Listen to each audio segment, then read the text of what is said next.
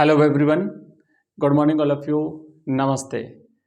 अब देखो, हिंदी कंपलसरी में व्याकरण अपन कंप्लीट पढ़ चुके हैं। ग्रामर के जो टॉपिक थे हमने तीनों कवर कर लिए हैं। और अब अपना जो पत्र एवं प्रारूप लेखन है, ये आपका 4 नंबर का टॉपिक रहेगा। तो आज की इस क्लास में हम पत्र एवं प्रारूप लेखन स्टार्ट करने जा रहे हैं। इसमें जितने जो प्रारूप है, 5 प्रारूप दिए हुए हैं, पांचों प्रारूप पढ़ेंगे। 5 में से आपको कोई 2 मिलेंगे, है ना, 2 मिलेंगे आपको, अथवा मिलेगा। और अथवा जो होगा तो इसमें आपको या तो पहला या दूसरा, दोनों में से कोई एक आपको करना रहेगा। और एक जो रहेगा ये आपका 4 नंबर का टॉपिक रहेगा। ठीक है, तो 5 प्रारूप में से कोई आपको एक करना है। आज की इस क्लास में हम पत्र एवं प्रारूप लेखन, जो हिंदी अनिवार्य का टॉपिक है, उसको स्टार्ट करने जा रहे हैं। बहुत ही अच्छे ढंग से मैं समझाऊंगा, एक एक टॉपिक को कंप्लीटली पढ़ेंगे। कई सारी चीज़ें होती है इसमें, आपको समझ में नहीं आता है कि जैसे अर्थशास्त्र के पत्र होता है, कहाँ से स्टार्ट करते हैं, कैसे लिखते हैं, इतना कंफ्यूजिंग रहता है कि फिर आप लोग इस टॉपिक को छोड़ देते हो, या जैसा तैसा भी आता है वैसा करके आ जाते हो और फिर इसमें नंबर कटते हैं। तो आपको ऐसा नहीं है, बिल्कुल भी, बिल्कुल ईजी है। अपने आप को पहले तो रिलैक्स कर लीजिए कि बिल्कुल आसान है, तो हम इसे याद कर लेंगे। अब देखो, जो 5 प्रारूप हैं उसमें 5 प्रारूप कौन कौन से हैं। पहला तो होता है अर्धशासकीय पत्र। इस अर्धशासकीय पत्र को हम अर्ध सरकारी पत्र भी कहते हैं। इसे अर्ध सरकारी पत्र क्यों कहते हैं वो मैं भी आगे समझाऊंगा आपको। दूसरे नंबर पर रहती है निविदा। निविदा थोड़ी लंबी जरूर पड़ती है, लेकिन बहुत ही इजी है, अगर आपने ढंग से समझ लिया तो बिल्कुल आसान है। इसके बाद फिर अपना होता है विज्ञप्ति आती है, छोटी सी होती है और आपको पूरे में से पूरे नंबर दिला सकती है।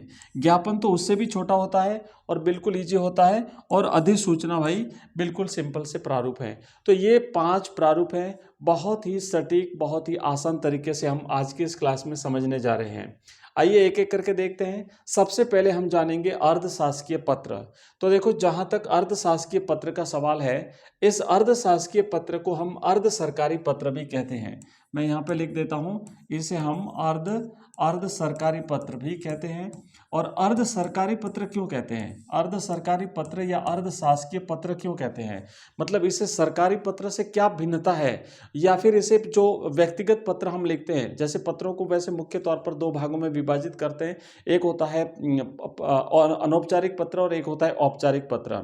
जो औपचारिक पत्र होते हैं वही सरकारी पत्र होते हैं, और जो अनौपचारिक पत्र होते हैं वो व्यक्तिगत पत्र होते हैं, सामाजिक पत्र होते हैं, जो मित्रों को, फैमिली मेंबर्स को लिखे जाते हैं।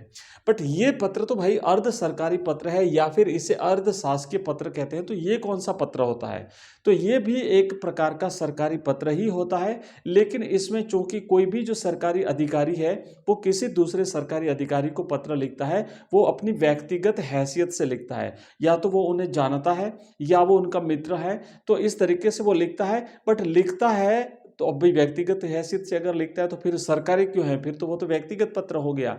हाँ, वो व्यक्तिगत पत्र हो सकता है, लेकिन चूंकि ये सरकारी कार्य के लिए लिखा जाता है, वो व्यक्तिगत सूचना या व्यक्तिगत समाचार प्राप्त करने के लिए नहीं लिखता है, वो सरकारी कार्य के लिए व्यक्तिगत अपनी जो पहचान है उसके हिसाब से लिखता है। इसीलिए ये पत्र जो है वो अर्ध सरकारी पत्र कहलाता है। मतलब लिखा जाता है व्यक्तिगत और साथ ही साथ कार्य होता है सरकारी, तो आधा सरकारी आधा व्यक्तिगत, इसलिए इसे अर्ध सरकारी पत्र कहते हैं।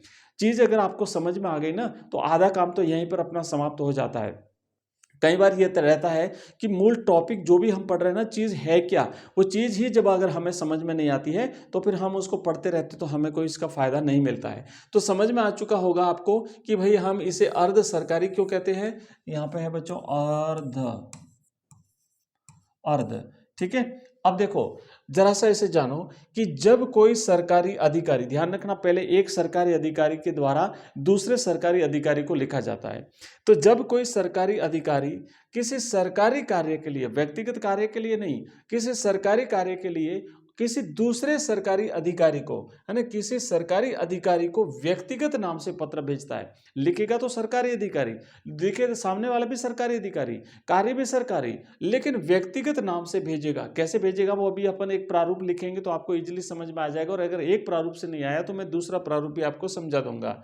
तो जब कोई पत्र भेजता है अथवा पूछता है या ध्यान आकर्षण करता है, मतलब उसका किसी मैटर पर जो पहले से अगर कोई काम पेंडिंग है, या फिर अगर उसे कोई सूचना लेनी है, या फिर कोई सूचना है जो वो देना चाहता है पूरे विभाग में या उसके अधीन जितने भी आते हैं उनको अगर वो सूचना देना चाहता है, तो वहां पे ये पत्र लिखा जाता है। इसमें क्या होता है कि वह पत्र व्यक्तिगत पत्र शैली में लिखा होने के कारण उसे अर्ध शासकीय या अर्ध सरकारी पत्र कहते हैं। मैंने पहले ही बताया, व्यक्तिगत हिसाब से पत्र लिखा जाता है। ऐसे पत्रों में बाईं ओर प्रेषक का नाम, अब बाईं ओर क्या होता है, जैसे मान लो ये पूरा पेपर है, तो ये वाला जो भाग है ना इधर वाला, ये बायां भाग कहलाता है, और ये जो है इधर वाला ये दायां भाग कहलाता है। ध्यान रखना, मतलब अपन जहां खड़े हैं ना, तो जैसे मैं इस तरीके से खड़ा हूं तो मेरा ये दाहिना है, तो इधर दायां हो गया, और मेरा इधर बायां है, तो ये हमेशा बायां होता है। तो कागज पे या बोर्ड पे का आप कभी लिखते हो तो ऐसा ध्यान रखना है। तो ये हो गया बायां। तो इसमें क्या होता है कि ये जो बायां होता है ना, बायां, इस बाई साइड में तो उस व्यक्ति का नाम और उस व्यक्ति का पद लिखा जाता है, जो व्यक्ति लिखने वाला है, जिसे प्रेषक कहते हैं। तो भेजने वाला, लिखने वाला, उसका यहाँ पे क्या लिखा जाता है भाई, उसका यहाँ पे नाम लिखा जाता है, फिर उसका पद लिखा जाता है। और इधर क्या लिखा जाता है, दाईं साइड में उसका एड्रेस लिखा जाता है, यानी कार्यालय का पता लिखा जाता है, वो किस कार्यालय में है, तो वो कार्यालय का पता यहाँ पे लिखा जाता है। नेक्स्ट पेज पे हम और भी इसे अच्छी तरह से समझेंगे। तो देखो क्या लिखा है कि ऐसे पत्र में बाईं ओर तो प्रेषक का नाम और पद का उल्लेख होता है, और दाईं ओर कार्यालय का पता जो है वो लिखा जाता है। ये स्टार्टिंग की बात है, स्टार्टिंग में आपको समझना पड़ेगा।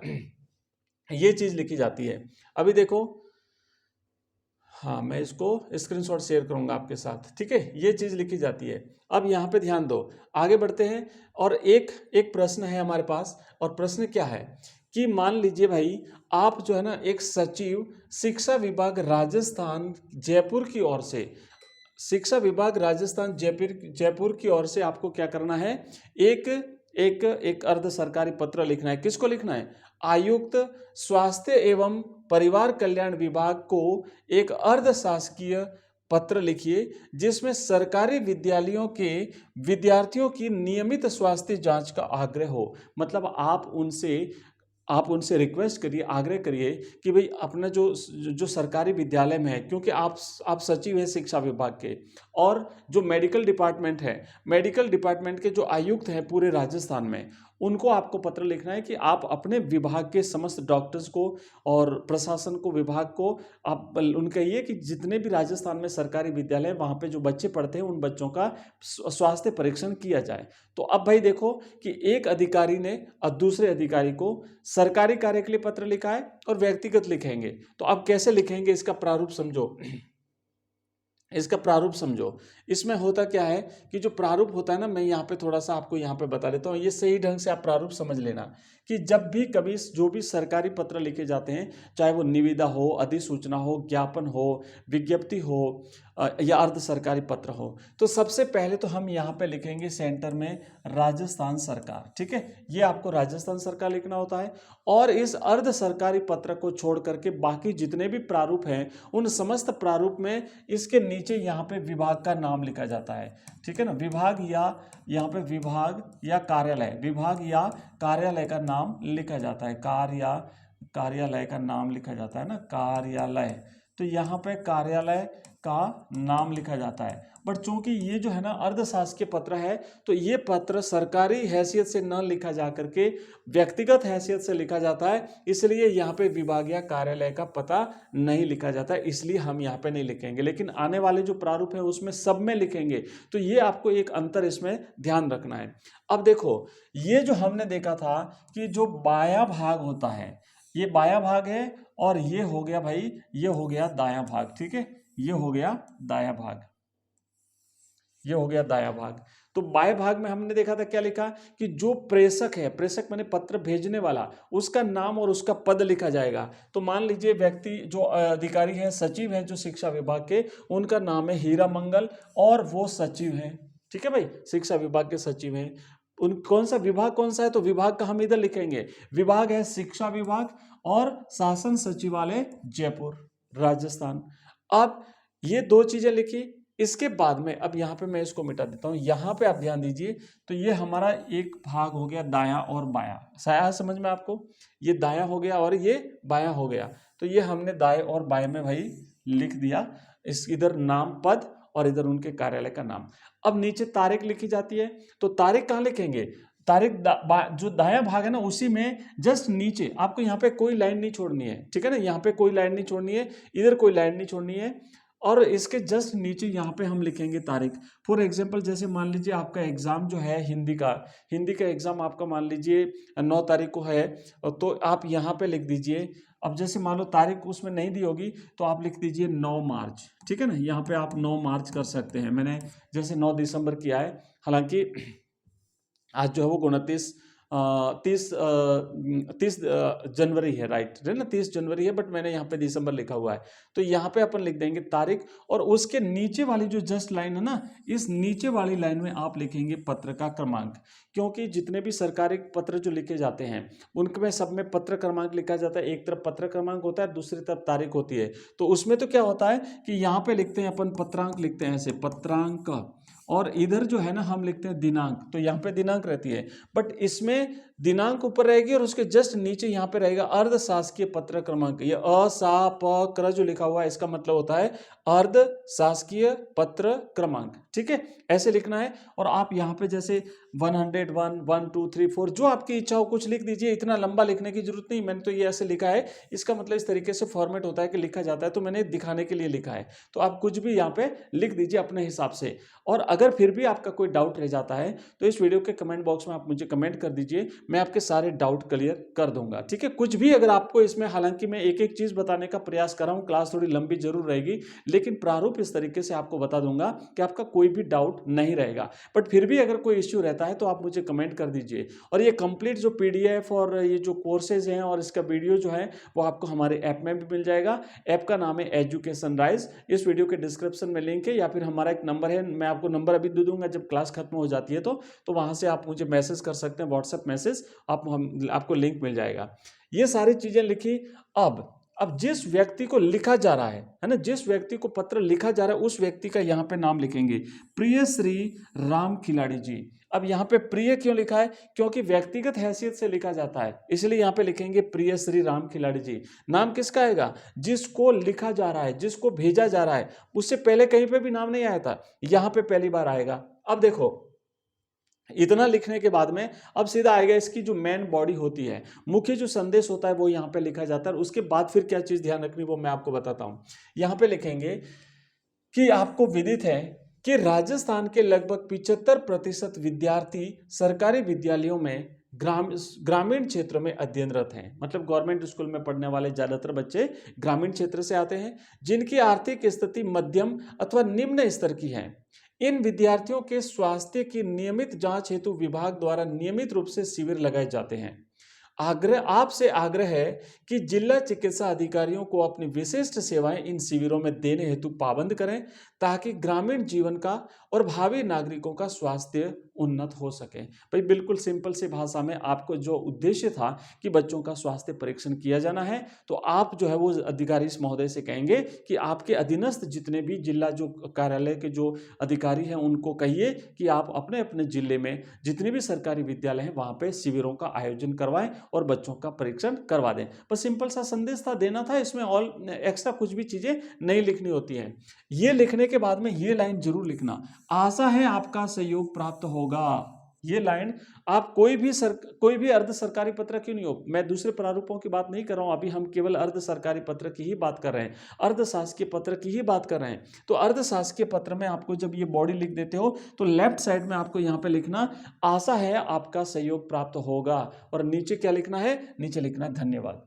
ये तो इस साइड हुआ। जैसे ये लाइन खत्म होती है ना धन्यवाद वाली, तो उसके जस्ट सामने जाते हैं और इस लाइन में नहीं, मतलब ये तो यहाँ पे खत्म हो गई, इसके जस्ट नीचे वाली लाइन है, यहाँ पे लिखेंगे आपका शुभेच्छु फिर यहाँ पे हस्ताक्षर करेंगे कौन, जो लिख रहे हैं। जैसे हीरा मंगल हमने यहाँ पे लिखा था, तो यहाँ पे लिखेंगे हस्ताक्षर और यहाँ पे उस व्यक्ति का नाम आएगा। अभी खत्म नहीं हुआ, ध्यान रखना, अभी पूरा नहीं हुआ है। ये लिखने के बाद जहाँ पे ये लाइन खत्म होती है, इसके जस्ट नीचे वाली लाइन में यहाँ पर, अब चूंकि ये काफी नीचे है तो मैं नेक्स्ट पेज पे चलूंगा, यहाँ पर जिस व्यक्ति को पत्र भेजा जा रहा है उसका पूरा नाम और पता लिखा जाता है। तो देखो यहाँ पे एक आगे चलते हैं अपन, तो यहाँ पे क्या करेंगे कि ये जो भाग है ना, ये भाग, ये ध्यान रखना नीचे वाला भाग है, ठीक है।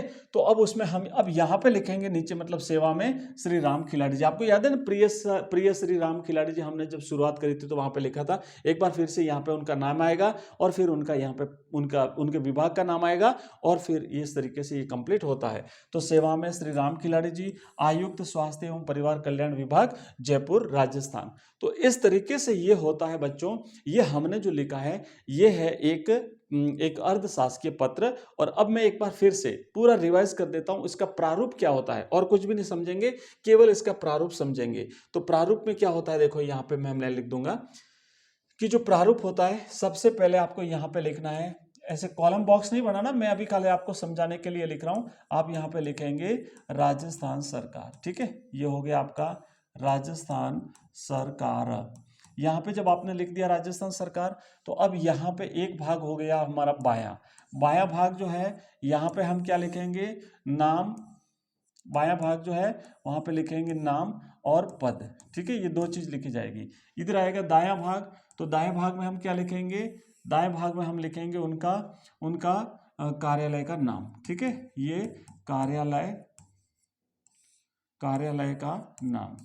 तो यहाँ पे हमने लिख दिया कार्यालय का नाम, ठीक है, इतनी चीजें लिखी।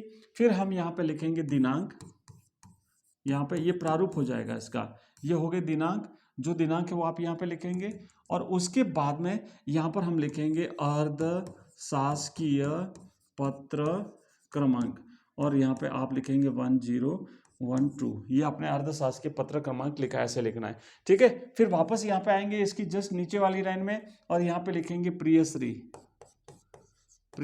श्री और उनका नाम लिखेंगे और यहाँ से अपना लेटर लिखना शुरू करेंगे, ठीक है, ये लिखेंगे। उसके बाद नीचे यहाँ पे लिखेंगे, जब पूरा हो जाए तो आपके सहयोग की अपेक्षा है, ठीक है ना, ऐसा लिखेंगे। ये आशा करता हूँ आपका सहयोग प्राप्त होगा। और उसके बाद आप उनको देंगे धन्यवाद। और फिर यहाँ पे जाएंगे, एक बार फिर से अपना नाम लिखेंगे, अपना हस्ताक्षर करेंगे और फिर नीचे जाकर के सेवा में, और जिनको हम लिख रहे हैं, जिनका यहाँ पे नाम आया ना, उसी का नाम और उनका पोस्ट, उनका पद वहां पे, उनके कार्यालय का नाम वहां पे लिखा जाएगा। तो ये होता है एक प्रारूप। और ये प्रारूप किसका है बच्चों, ये प्रारूप है भाई, ठीक है। तो ये प्रारूप होता है ना, ये प्रारूप है, ये प्रारूप है किसका है, अर्ध शासकीय पत्र का, अर्ध शासकीय पत्र, अर्ध शासकीय पत्र का यह है प्रारूप। मैं आशा करता हूं आपको जरूर समझ में आया होगा। फिर भी अगर आपकी कोई डिफिकल्टी रही है तो मुझे कमेंट बॉक्स में कमेंट कर दीजिएगा। अब मैंने आपको कहा था मैं अपना नंबर दे देता हूं, तो मैं आपको नंबर दे देता हूं। इस नंबर पे आप मुझे, चलो यहीं पे लिख देता हूं, इस नंबर पे आप मुझे अपना मैसेज कर दीजिएगा और आपको लिंक मिल जाएगा। नंबर है हमारा 907962, मैं यहाँ पे कलर से लिख देता हूँ ताकि आपको दिखेगा, 9079622989, ठीक है। इस नंबर पे आप हमें मैसेज कर देना। और हमारे ऐप का नाम है education rise, EDUCATION, education RISE rise. Okay, तो मिलते हैं अगली क्लास में, तब तक के लिए जय हिंद, जय भारत।